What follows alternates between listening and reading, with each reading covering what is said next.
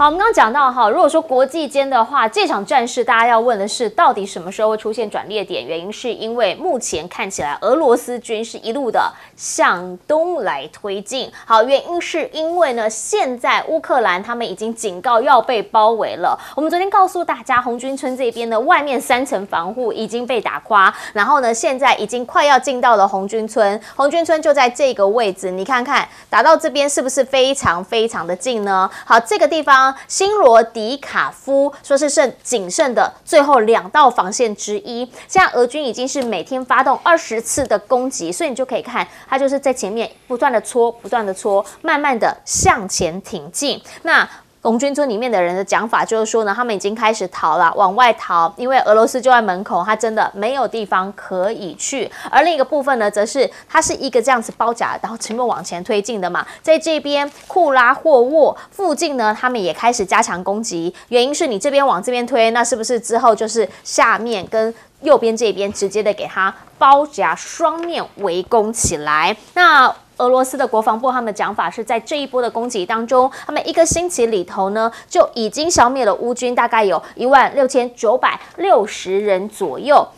那乌军还会赢吗？哦，因为先前不是说泽伦斯基9月要到华府去报告他的胜利计划，现在人家还会相信吗？美国的官员就透露，未来4个月的目标是什么？是拜登卸任之前，他们已经没有在抱着打赢仗的幻想，而是要如何在国会下一 round 可能不会给他们再提供额外的金援了，所以要怎么样帮助他？大家在讨论的是这件事情。所以泽伦斯基其实是很失望的，因为他也眼睁睁的看着，虽然说呢，国务卿这个布林肯来了，还有英国外相来了，看到了拜登跟这个英国的首相施凯尔也会晤了，但就是没有放宽让他们来使用西方的长程武器的限制。如果是这样的话，他就讲了，我没有办法再往前进啊。泽伦斯基直接批评说，你们怎么会这么害怕提供给我们乌克兰可以打下俄罗斯导弹的能力？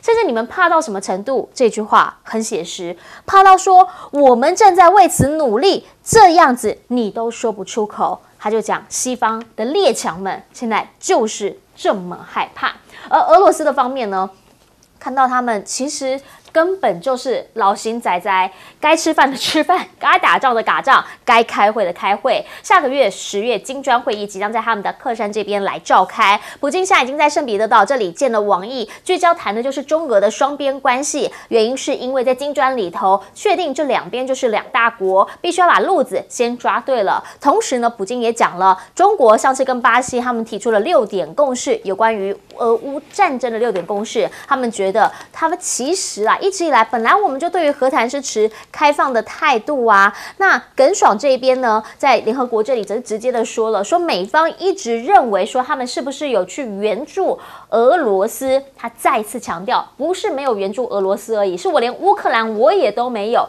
我任何一方我都严控军民两用的物项。所以他强调，为什么一直要把我们丢过来？我们根本就不是危机制造者啊。可是另一个国家就不一样喽。北韩先前金正恩在跟普京见面的时候，双方不是已经讲了吗？他们有一种同盟这样子的一个状态了。那现在又看到绍伊古在跟金正恩会谈，前线里面战事又不断的在推进，到底有没有可能会有武器的转移？有没有可能会有人力甚至佣兵的提供啊？这一些其实大家都在看，两方最后会是一个什么样的态势？要请教彬哥了，怎么样来看？原因是因为俄乌战这件事情，大家说在这1个月内很有可能会有突破性的进展，毕竟东部如果全部攻下的话，哇，过去就是一马平川。其实我们早就说过，现在情况对乌克兰越来越不利，因为不只是波克罗夫斯克这边，他现在看起来是面临包围的一个状态。他其实，在库斯克那边，现在俄军也开始反攻了，所以他2边都同时受到压力。那俄罗斯乌克兰本来兵源就已经不足了，那现在战场同时分成2个地方，请问一下，他到底要怎么样去调派他的人力？他到底要怎么样去固守？所以现在你可以看到，他开始放弃一些不是那么好守的据点，开始往后撤。可是问题，你能撤到哪里去？你红军城，你到底要保住还是不要保住？因为一不保住的话，后面可能就是门户洞开。那可是问题是保住的话，你有多少的力量能够去保住这个东西？所以对乌克兰来讲，现在面临一个非常麻烦的一个抉择。那可是你也可以看得出来，西方这些国家看起来并没有想要在这个时候大力援助乌克兰的打算，对，很明确的是这样。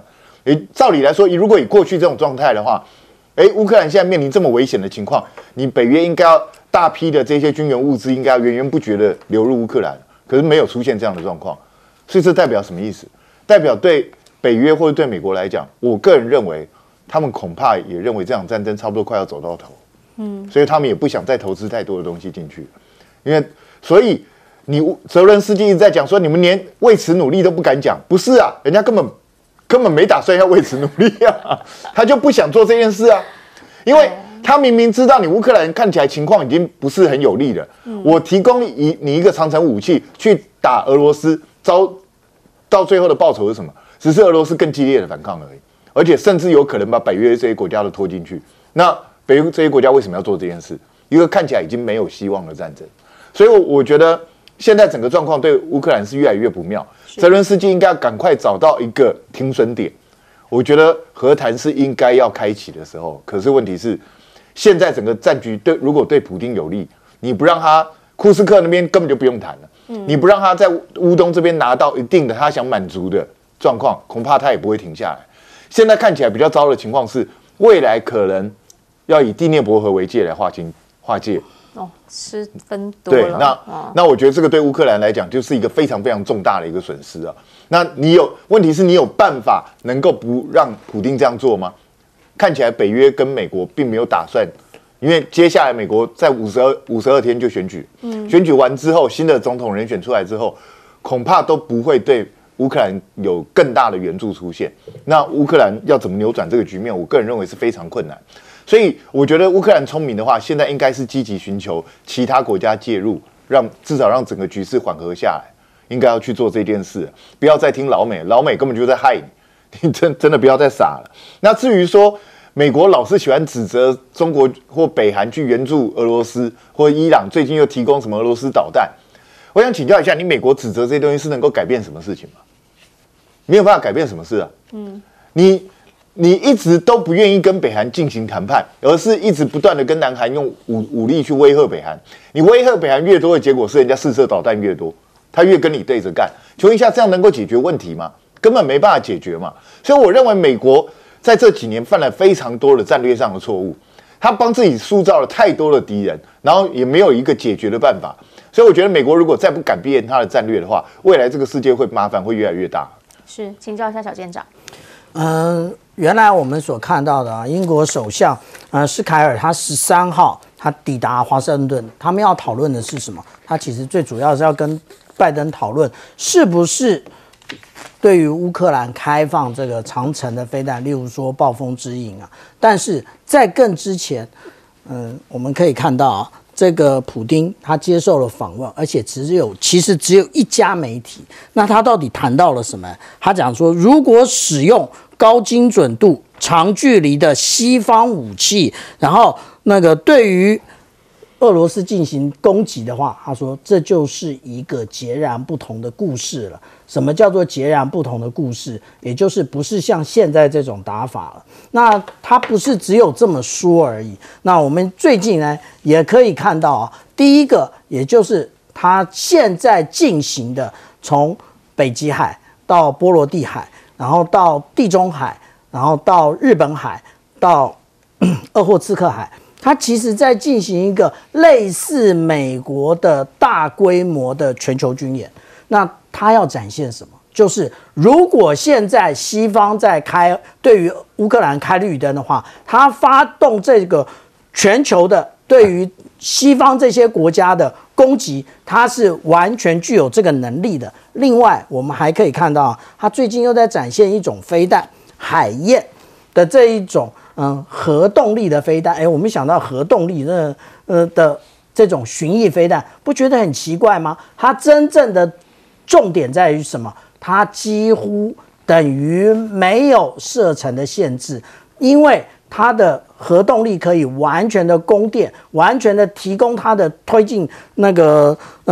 推进的能力啊。也就是说，我们看到这一颗飞弹的时候，它其实吸气，其实只是让它冷却我们一般所看到的反应炉。一般的反应炉，我们看到都是用水、用河水或者是来进行冷却的。那其实这个它用空气冷却。那它为什么不它到底布防的位置在哪里？布防位置在莫斯科北方380公里的位置。为什么在这里？因为这里飞弹直接从北极海出海之后，没有人知道它到哪里，也就是它可以迂回的从大西洋回来攻击有关于北约的这些国家，所以北约当然会害怕，而且它这一种攻击其实就是脏弹的攻击，因为它里面有实际上我们讲到的这个核反应炉打下来，虽然不会引起核爆，但是它一样会有核子污染。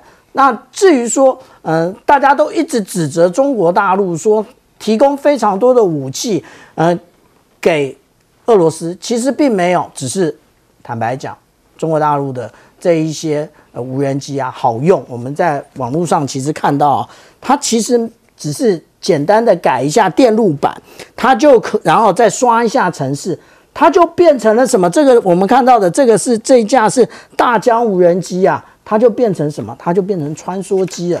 我们怎么讲？看穿梭机，第一个大疆无人机，我们一般都是用它所附的摇杆，但是我们看这个玩家，他手上拿的就是穿梭机的遥控器，这个就是大疆无人机，而且他已经改了，上方有一个我们所看到摄像头。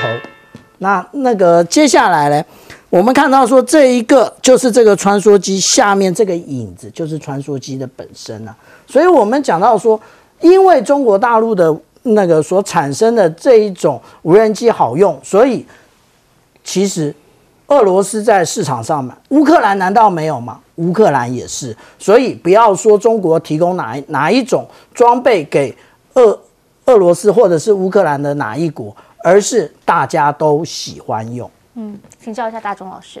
对，俄乌战争除了目前大家比较关心的战场的形势之外库斯克跟红军城的状况，其实都对乌克兰比较不利但是如果想要解决它的话，要上谈判桌，要做政治解决，其实除了我们所知道美国角色重不重要，但是我们也不能忽略中国大陆的角色。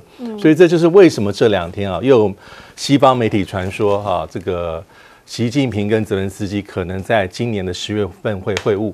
那这个消息是没有办法得到证实但是这新闻里面特别讲到说从今年6、7月之后，其实乌克兰跟中国大陆关系和气氛有所改善。那我们回顾一下，在去年2月的时候，其实北京对俄乌战争，习近平已经提出12点的和平方案，他也派了特使但是没有办法得到很有实质性的进展。那今年6月份的时候，大家应该印象很深，因为召开了所谓瑞士的和平会谈，当时状况是如何？俄罗斯被抵制，中国大陆希望俄罗斯参加，但乌克兰跟美国跟西方国家说不行，所以最后中国大陆并没有参加在里面。当时北京提出的3点，一个地方3点原则是，这个和平会谈一定是要提出的方案和参加的这个国家是俄乌双方都认可的，是，而且是各方要平等参与。第二个。第3个是所谈判的这个文本应该是要公平的对待每个方案，而不是先入为主，以乌克兰的方案为方案。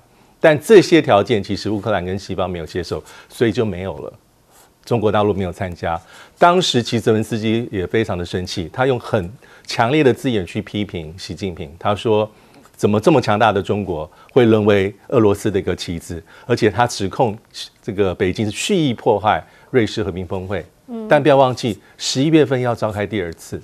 这次假设是像上次一样，中国大陆没有参加，还有一些比较第3方的国家没有办法背书的话，那这个谈判其实无疾而终，没有任何意义的。所以泽伦斯基假设真心诚意要在谈判桌上，可能未来有个前景的话，我觉得他其实非常心知肚明，中国大陆的角色在里面还是非常重要。当然美国的因素没有人能够否认，但是如果把中国大陆排除在外的话，我觉得在政治谈判上的前景是比较不乐观的。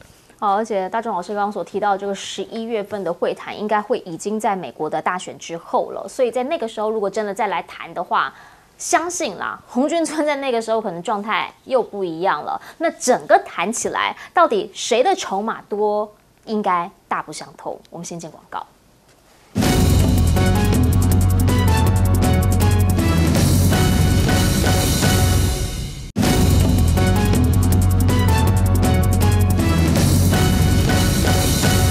好，带你来看到是美国现在的选举，任何一个动态都有可能造成选举结果的影响。现在最大的一个新闻是波音罢工，16年来第一次，每一次罢工当然都是要为自己争权益。那波音就讲啦，我现在都帮你加薪要25%了，怎么他们旗下33000多名的员工呢，说还是不满意。12号呢，在工会表决之后，96%的人支持罢工，所以呢，33000人就是自13号午夜开始，在华盛顿州发起了罢工运动。他们说了，这不是钱的问题，这还有我们的未来，还有我们的尊严。好，最主要的原因呢，就是因为波音前一阵子当然有非常多的争议。那现在的员工呢，他们也想问，针对这些争议，你的高层领那么多钱，那是不是真的有在处理问题？而与此同时呢，大家也担心的是，那737 MAX 还有777，这些好不容易可以开始交机的，是不是生产也可能会面临问题跟打击呢？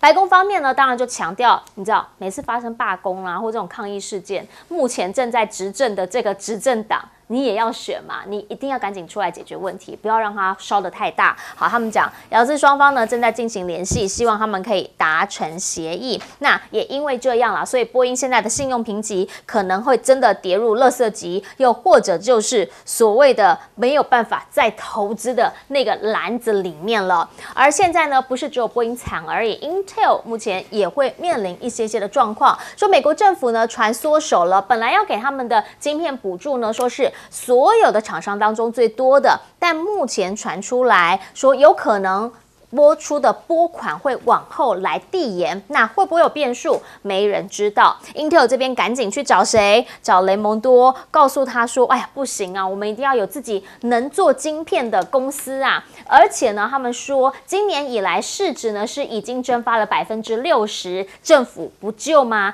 不帮忙吗 ？CNBC 就报道，雷蒙多有特别强调，我们不要过度依赖其他的晶圆代工，那个其他不就是台积电吗？”所以雷蒙多也因为这样子，会一路的给他挺下去。好，毕竟啦，现在在很多的产业，美国都已经不是龙头，包括了什么？包括了船舶的制造，包括了晶片，还有包括了汽车。而这3样已经变成了中国8月出口的新3样。最主要你会问，晶片不是一直被打压吗？没有，你要知道，其实制造成熟晶片这个部分，在中国现在他们的出口还是大宗。所以大家就讲啦，嘴上你们不是说吗？不要那个中国的啊，我们都要美国制造的。但是是不是还是持续的会来买录制晶片？毕竟那个就是真的性价比最高啊。而讲到了晶片，现在呢，麒麟晶片放到了新的3折华为 Mate XT 手机上头，大家就在讲这个手机真的蛮绝的，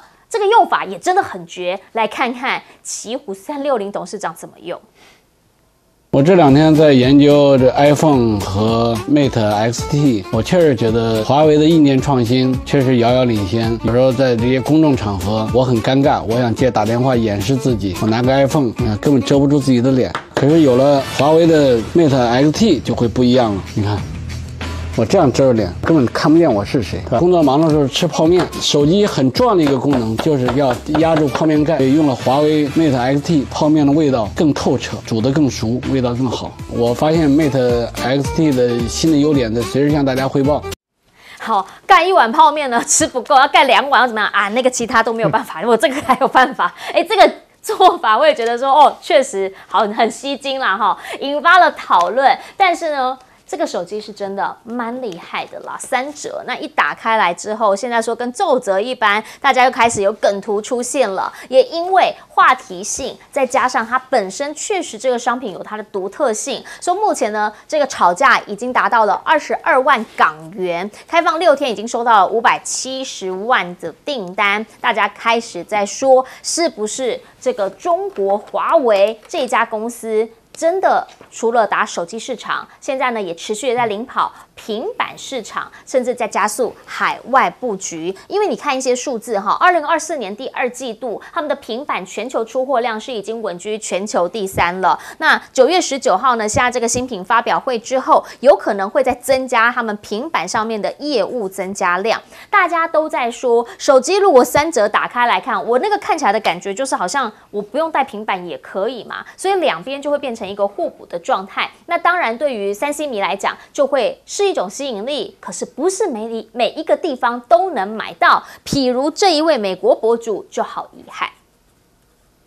Terrible shame that we cannot get this phone here in America because the new Huawei Mate Ultimate design is honestly one of the best designs that I've ever seen. Even the camera looks pretty high tech and the size of this screen is pretty significant. It's like having an iPad in your hand that can turn into a phone, and it only weighs 290 grams compared to the iPhone 16 Pro Max that weighs in at 233 grams. iPhone users are coming to terms with the fact that they will only be getting minor improvements to the iPhone every year.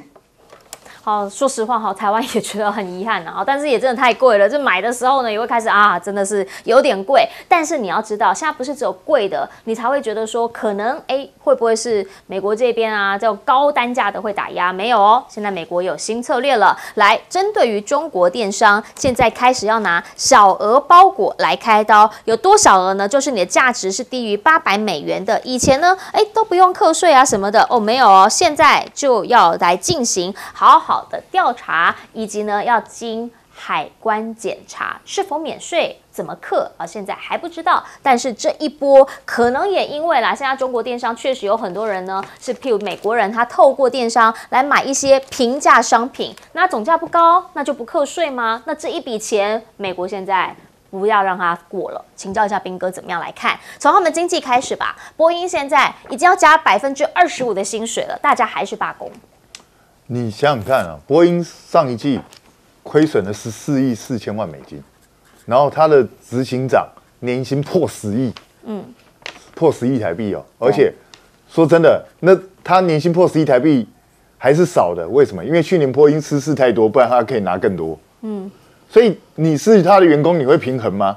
因为公司亏损的这么厉害，就你们这些高层每一个薪水都赚饱饱。这个不是很莫名其妙？再来讲，公司亏损这么厉害，你们这些人应该引咎辞职啊，对不对？你们应该要负起责任啊。结果怎么好像大家就是吃公司吃得非常高兴，所以波音会出现这样的状况，我一点都不意外。但是呢，我比较意外的是什么？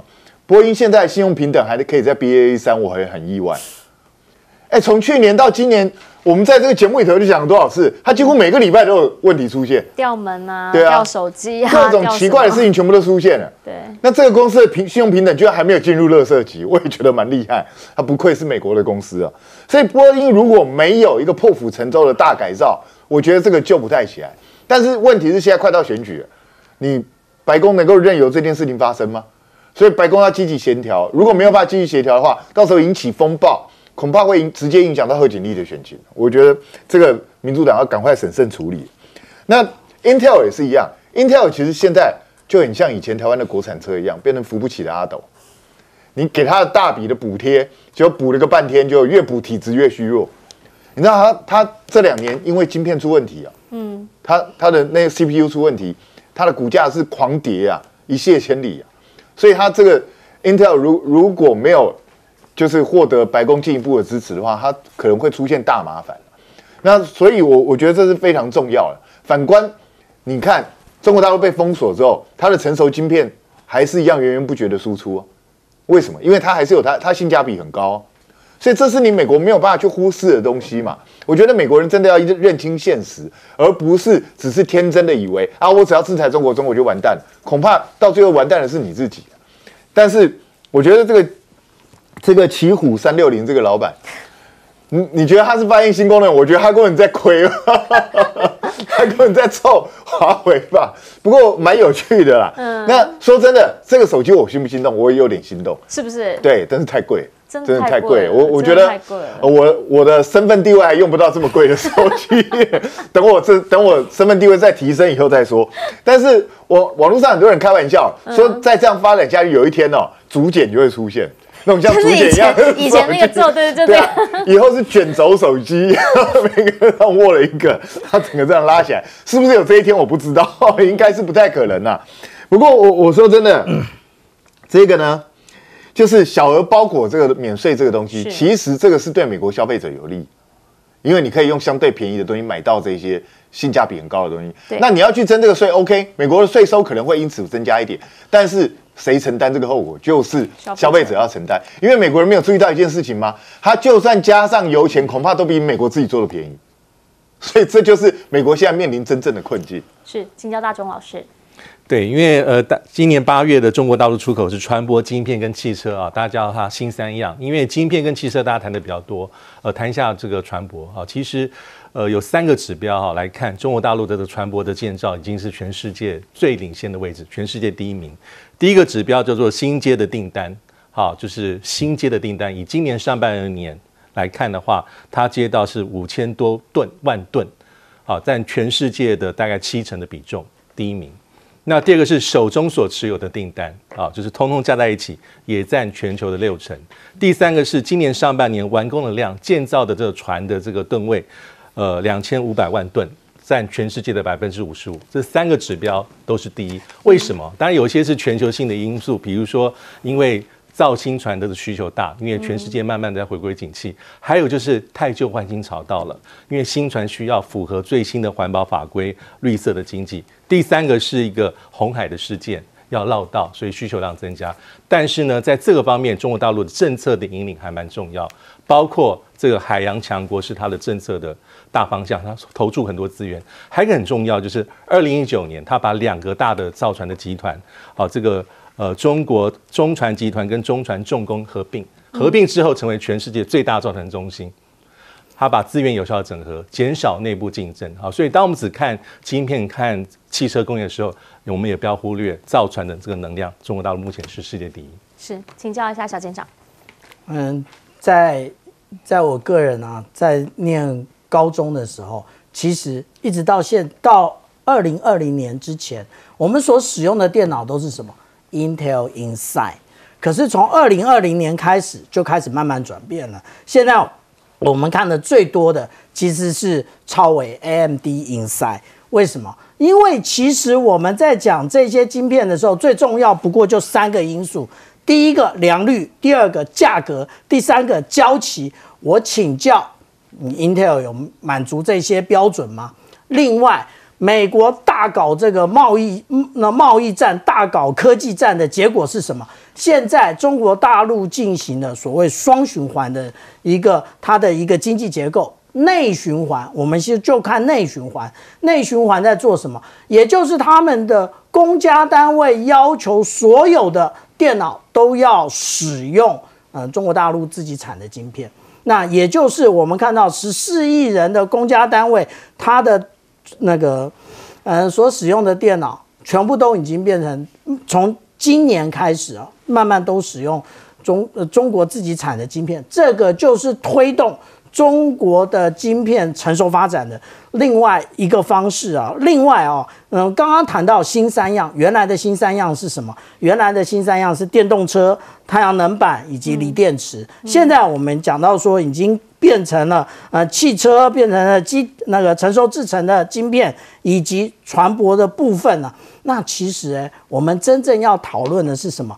真正要讨论的，也就是习近平主席他所提出的经济前沿课的新质生产力。什么是新质生产力？不是在用以往的这一种经济模式它要创新。我们刚刚上一节讲的大疆无人机不是就是如此吗？我们现在看到大家都喜欢用大疆的 Park 3的这一个手上自拍的这个装置，不是就是创新吗？那另外他还讲到说，我们刚刚在新质生产力里面讲到说，他们不是用旧有的模式它要用高科技、高效能以及高质量的经济进步的方式。刚刚我们看到了一个华为的皱褶机，我这里也有一张啊，这里也是皱褶机啊。那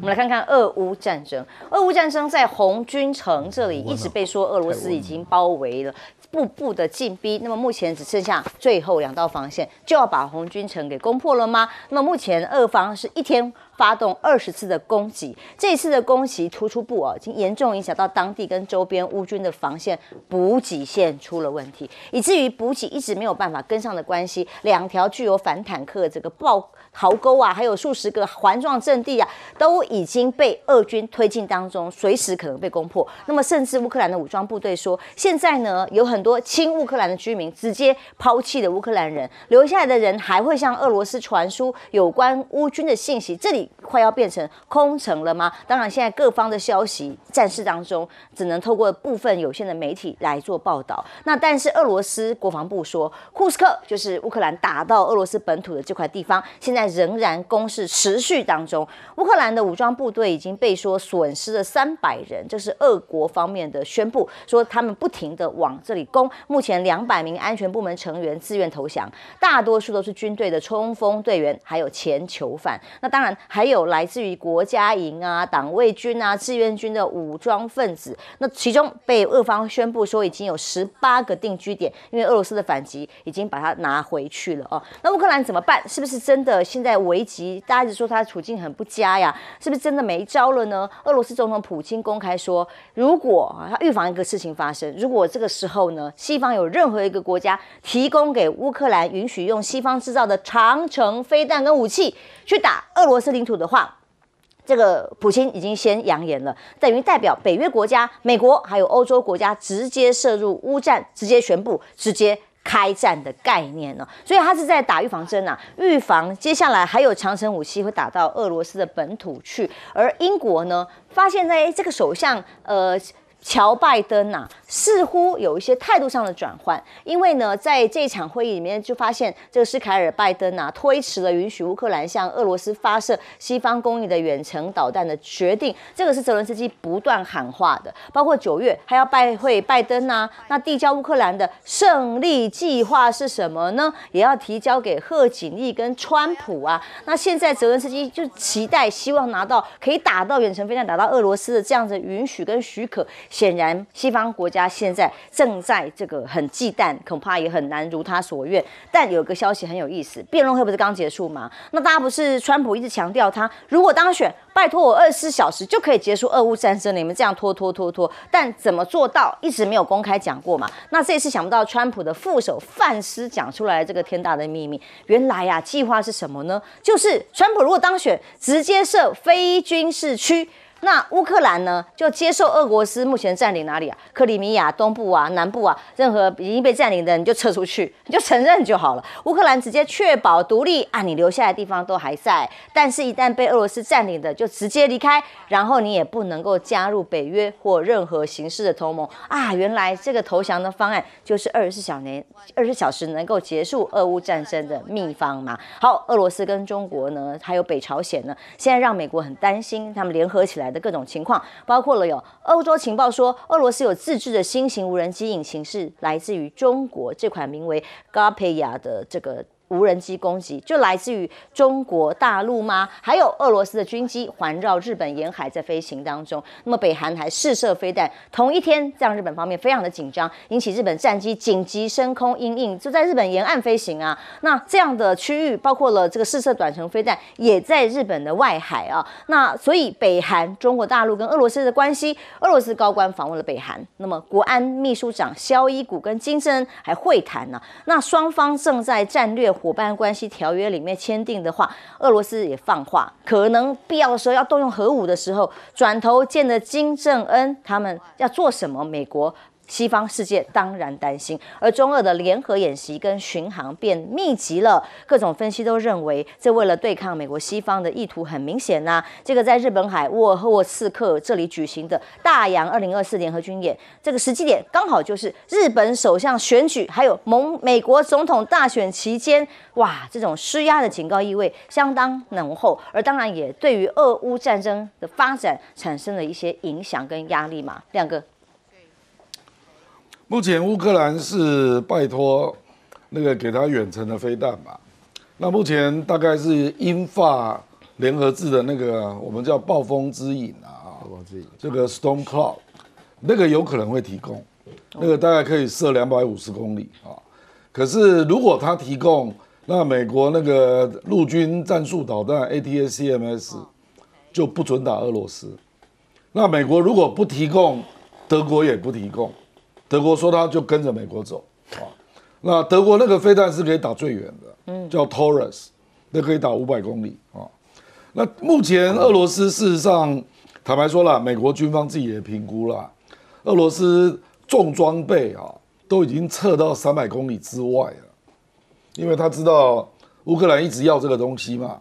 那近战的坦白讲都在50到100公里之间呐，所以坦白讲也用不上。就你真的用了啊，那它主要当然就是要打俄罗斯的机场嘛，还有那个军备点嘛啊。那现在不知道要提供多大的数量啊，因为据了解数量也不多，所以坦白说对扭转战局，坦白美国的军方专家是认为不可能扭转战局啦，他们现在的目的只有一个啦，拜托你撑到11月5号好不好？我真的是这样啊，所以你看他最近美国跟英国又联合嘛，说要再给乌克兰15亿。我认为这个大部分是要付人事费，啊，就是你军人不能脱饷啊，公务员要给他薪水啊，那有一些特殊装备可能要请外国佣兵来操作啊，佣兵很贵，通通都要钱，通通都要钱啊。所以你看那个美国最近就动不动给2.5亿啊、3亿啦。那这次给一个比较大笔的，他跟英国一起给，我认为就是要撑到11月5号啊，因为如果真的在10月出现乌克兰崩溃的状况，那贺锦丽会很辛苦哦，因为他要面对啊。是。那本来辩论完，目前看来对贺锦丽是稍微有利啊，可是这个就是一个变数了啊。那至于这个伊朗跟北韩已经都提供武器给俄罗斯哦。我觉得这个已经是非常明显的啦。据了解是，北韩大概提供给他的大哥，大概超过100万枚炮弹了。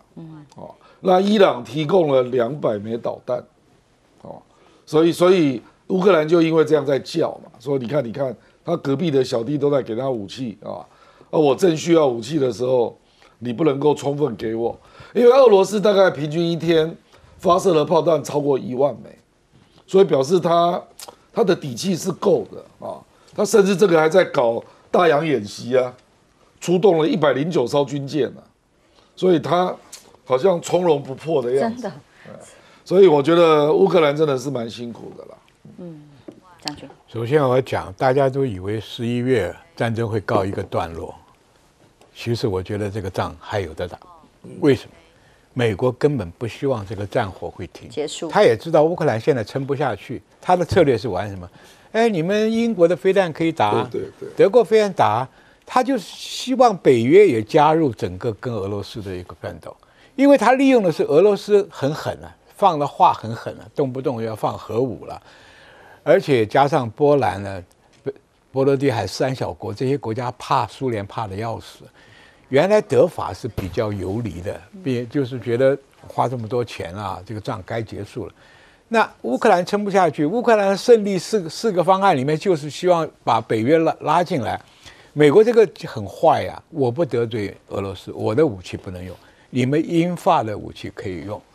那德国不是傻瓜啊，那就变成我们整个北约要去对抗俄罗斯啊，划不来啊，因为只有乌东的小国家愿意对抗啊，西欧的、中欧的没有这么强的意愿了。对，现在美国的阴谋就是说，你们北约以前是靠这个支援一点，现在你们长程飞弹都进去，这就会引起俄罗斯对整个欧盟、北约的一个仇视了，这就挑起更大的一个这个战争因为一直打下去啊，美国有几个好处，第一个，再彻底消耗俄罗斯，你不要以为俄罗斯没消耗，各位观众，我跟你讲一下，最原始制造北韩制造一个155炮弹呢，成本$2000，美国要生产一个155哈泽的这个炮弹呢，$8000多，对，要有准头的所谓神箭炮弹呢，$7万一颗，后来现在改成用套装的导引的这个炮弹呢，也要$18000一颗，一天打1万发，你知道花多少钱？所以俄国也撑不住，所以要跟朝鲜调炮弹了，因为朝鲜人工便宜啊，对不对？所以这个仗打下去，真的俄罗斯是被消耗。但是你们看到一点没有？那个暴风雨1枚要$100万。对，欧洲要不要被消耗？我请问，欧洲被消耗的差不多的时候，听命于谁？完全被美国操控嘛？是啊，又消灭了这个，又消耗了俄罗斯，也消耗了欧盟。那美国在这个地方是单机卖武器，哎，对，单机老大，他还刮你一笔钱呢、啊，这个时候才有底气跟中国对干啊。哎，你不要以为他对欧盟好，哎，这个背后的阴谋是你欧盟更衰弱，你更依赖我，我讲什么你得听什么。各位记不记得3年以前，北大西洋公约快要解体了？没人理你嘛，大家都是忙着赚钱嘛，恼死了。能源，那俄乌战争一爆发啊，不得了，北约这边满血复活啊，都变成而且掌控欧盟啊。对，所以这个问题你要看大国博弈的大国的阴谋是什么。说照这个说法，我倒是赞成川普当选了，对不对？因为拜登的那个战略是大战略，就是要一直打下去，一直打下去，所以他就是打个鸡血嘛，今天给3亿，明天给10亿，你不要死，你给我撑到。伦车司机在看中这一点，才不断的去要。他的胜利方案就是你继续给我西方的武器，我可以打赢。你看我在俄罗斯本土也占了一块地，所以大家都把它搞错了。什么围魏救赵，它是一个政治目标，全世界都在。你看乌克兰可以反攻了，可以占领俄国的本土了，用的都是西方武器，他把西方武器都放在库斯克，那就证明说你们只要给我就打得动。他玩的是这个游戏，但政治目标不是军事目标。我们学军事的，哎，我们学军事的哪有这种打法呢？对了，你后面部队不多，肉搏战、绞肉机，对不对？所以这个问题大家要看政治层面的意味，不全是军事。是因为泽伦斯基到今天仍然强调，他打到库斯克完全是正确的决定，的确拖延了东部战区俄军的推进，但事实证明有吗？这里头啊，其实啊，我认同一个观念呢、啊，就是战争发动起来很容易，想要达到和平来协商几乎不可能。你停战就不错了啊，就像韩战一样，到今年也只是有停战，没有和平啊。这个大家了解，俄乌之间的冲突啊。就也实际上也是这个情况，这里头最荒唐的人呢，就是那个川普的那个副总统范斯了。这个方法他讲的话完完全全是对俄国投降，不可能的啦，根本不可能。这里面讲他没有讲主事的，他里面讲的说，基本上就是不管是克里米亚，再加上东部顿巴斯，还加上南部，俄罗斯要就给他，打了都给他，他妈开什么玩笑？为什么呢？为什么这个川普在辩论的时候他不敢回答这个问题？因为实际上川普自己也了解，美国人在这一场俄乌之间冲突是获利者啊，没有任何的损害啊。就是首先呢，我必须要强调，为什么美国人获利？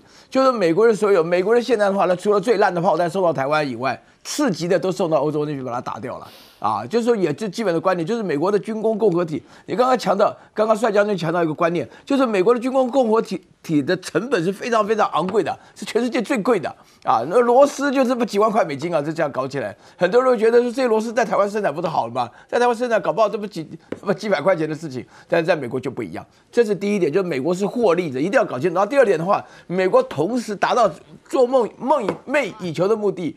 美国要鼓励东欧的国家来削平西欧的影响力啊，然后又用东欧的国家化，因为怕俄罗斯的关系，然后同时借着他们自己北约的团结，然后同时又能够消耗掉这个俄罗斯的关系。那么这个对于美国来讲这是好事，反正又不会影响到美国。而且实际上的话呢，美国长期以来就会觉得说，他的外交政策主要的话呢，就是针对欧洲做一点这种牵制的力量。那现在这个难得的机会，他不会轻易让它停止下来。而且停止下来的理由，我们想了个半天也想不出来有任何的方式让它停止。那像范斯讲这种话的话，那你干脆一开始就全部跑过来送给俄国算了。他是加强川普那个许诺，我一上台就不是24小时结束。但是你要了解，川普自己本身都不敢回答这个问题啊，他都变了，对不对？然后第三个原因的话呢，就是俄罗斯自己会证明他自己不是没有朋友的。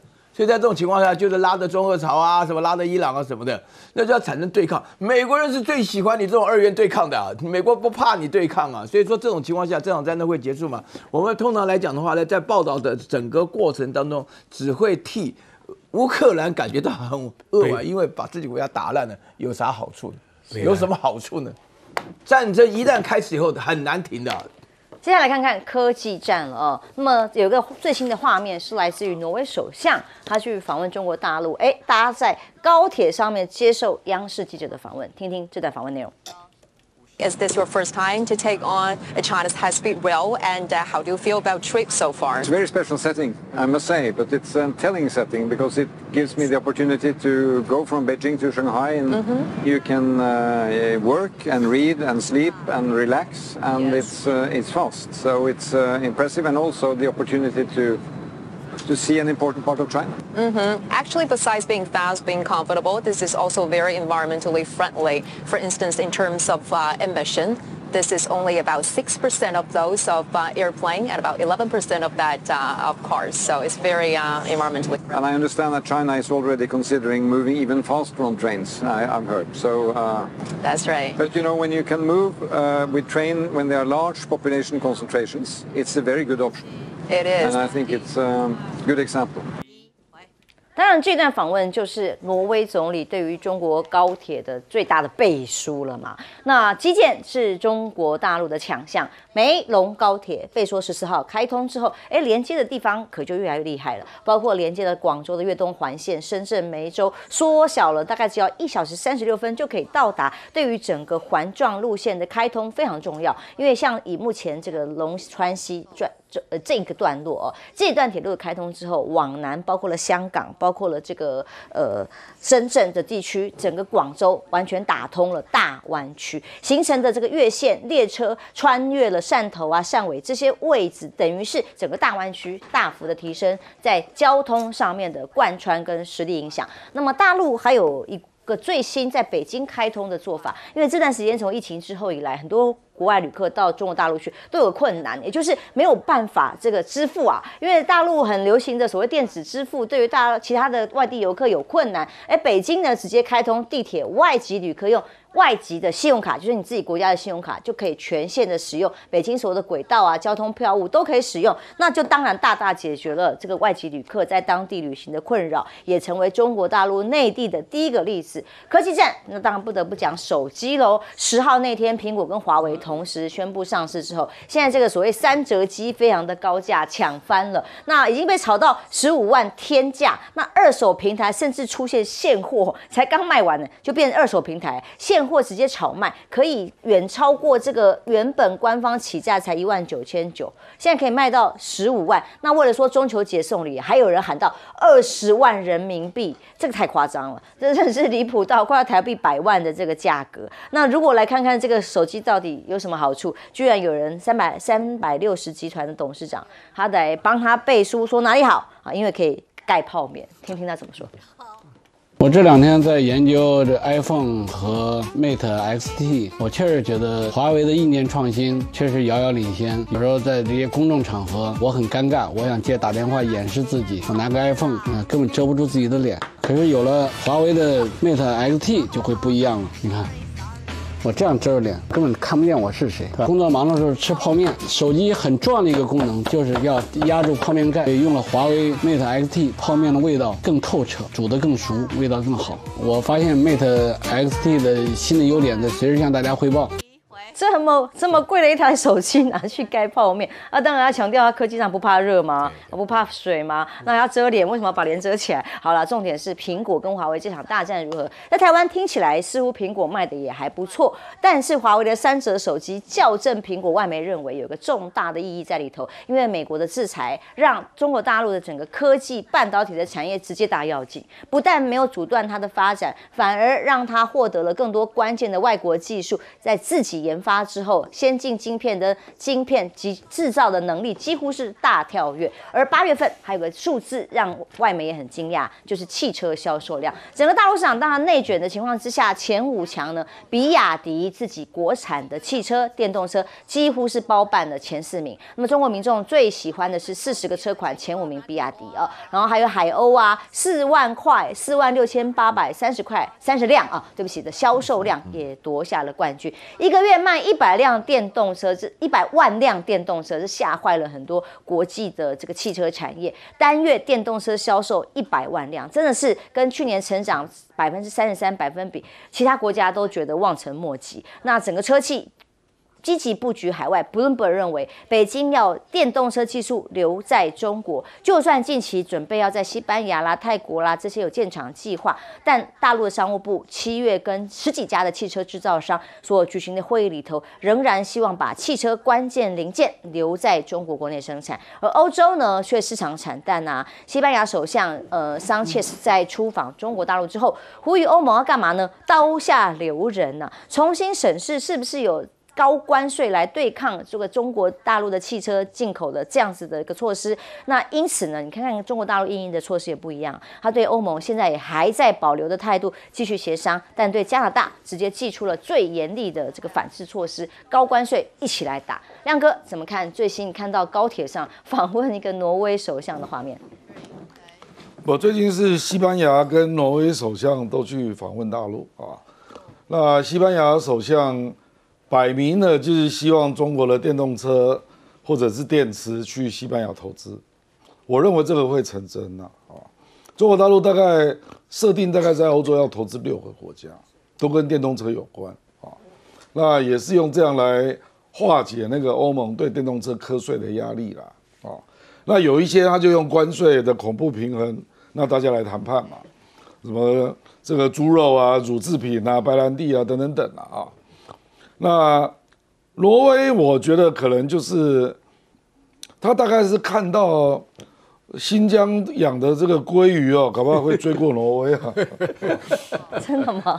哦，真的啊，新疆养的鲑鱼这么厉害。新疆因为这个就是3文鱼，本来都一直以为是挪威最厉害的鲑鱼。我现在新疆全中国它已经超过华东了。哦，而且挪威的鲑鱼出问题了，过度集中繁殖啊。还要染色才有那个鲑鱼的红色，被检举，因为新疆实在太大了啦。哦，那他们已经找到一些技术了，比如说用那个矿物质啊，还有用微盐量啊，然后让那个湖水就接近海水的这么厉害，对，真的是做到了。哦，新疆现在是中国产鲑鱼最大的，不是只有哈密瓜，不是华东哦，是不，它这个地方常这样啊，就是集中做某件事，然后就变成中国第1大产量。对，棉花也是啊，番茄酱也是啊，辣椒对不对？辣椒不要讲啊，所以我是觉得，我觉得他可能会有点紧张了，那就去找其他的商机之类的了啊。那这个，我觉得华为3折机，你现在看到的这个当然是很多是炒作价啦。哦，这个就好像你在，太夸张了，好贵啊。这个就好像你在台湾听到新庄1瓶可以卖到70万这样，有点类似了。要看实际成交啦啊。那它跟苹果是不一样的。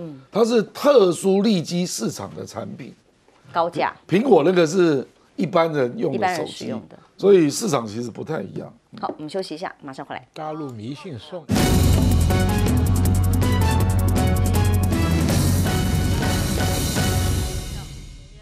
看到华为发布新机的快速，其实也证明一件事情，它的晶片发展真的没有被围堵，反而更快的进阶跟成长。其实用在军事上，这也是美方最担心的。所以基本上美国发动的晶片战争呢，就是在封锁你高端的5奈米以下的。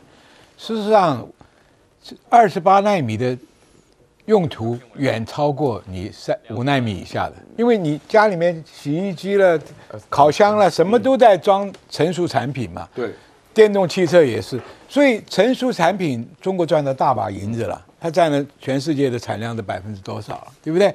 那至于军事上要用途，我告诉你，军事上用不了像手机那么小，3奈米、2奈米，你华为已经可以做到5奈米了嘛。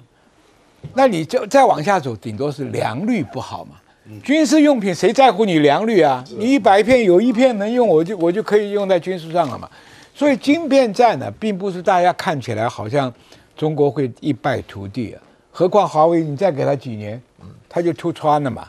至于现在你所谓飞机上，不像我们 Apple 手机那么小嘛，飞机上多大的晶片都可以装嘛。何况华为5奈米都做出来了嘛，对不对？它用折叠的堆加的方式也可以。所以这个问题的晶片战呢，只是政客炒作的。台湾最求不着就是说，我们有最好的台积电，但要被美国活生生搬走。等到你将来你就没有竞争能力了，因为股东是人家美国的，厂在美国的，将来你可以独霸天下。所以这个问题啊，包含我们的政府利害得失都不会计算的，就是只晓得抱美国一条大腿。你像军售当凯子啊，潜舰，我告诉你，那个编预算刚刚跟郑亮已经讲得很清楚了，那就是让美国早点钱入袋嘛，东西我们出不来啊，真的出不来。他还比不上30年前我去争取外购，那个时候林义方要国内自制，我就反对啊，因为我知道潜舰里面东西太复杂，敏感的红区太多 ，output license 不是你那么容易。今天海鲲号为什么出这么多问题啊？太多的零组件，人家外国不能按期给你。bug 太多，而且你还整合上有问题，是，所以那个时候我是主张买，而不是自己造。你现在造的还是30年前的技术啊，对，那个时候我主张买的德国203、209，要不是陈水扁搞那个4不1没有把小布须惹翻了，我们那个时候就买到203、209。好，我们休息一下，马上回来。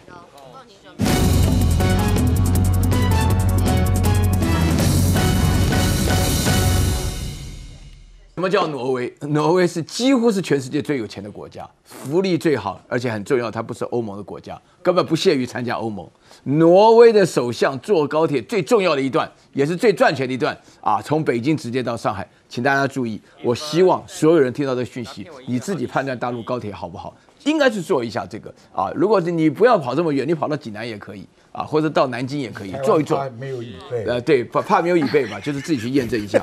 那第二个的话呢，就是讲到华为的新机的话呢，我觉得它有一个非常重要的一个线索，就是说华为在短短的时间内，就从去年从 Mate 60开始的话，一直到现在啊，出了多少种手机，而且最重要的是价钱从来没有便宜过。